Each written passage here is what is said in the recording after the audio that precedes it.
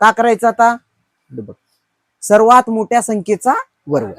सर्वात मोठी संख्या कोणती आहे? 4, 9 आणि 12 मध्ये कोणती आहे सर्वात मोठी संख्या? 12 आहे. ती लिहून घ्या. काय? सर्वात मोठी संख्या त्याचा वर्ग. कळलं? पहिलं सर्वात मोठी संख्या काय आहे? 12. मग 12चा वर्ग किती आहे? 12चा वर्ग 144. ह्याला विधान नंबर 1 द्या. दुसरा काय करायचा आता? उरलेल्या दोन संख्याच्या वर्गाची बेरीज. हे झालं. आता उरले कोणते संख्या? 4 अजून 9. ह्या दोन संख्येच्या वर्गाची काय करायचं? बेरीज करायचं. लिहून घ्या. मग उरलेल्या दोन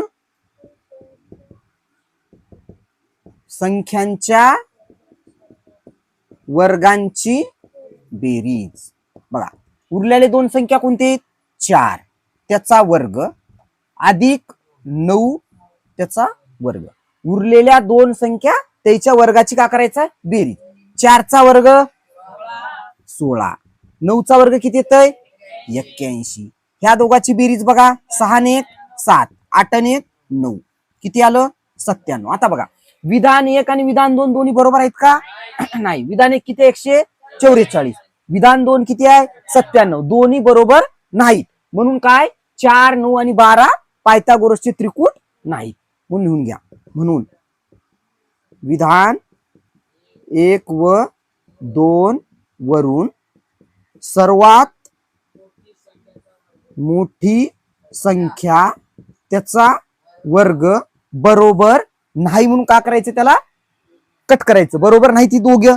हा मग उरलेल्या दोन संख्यांच्या वर्गांची बेरीज.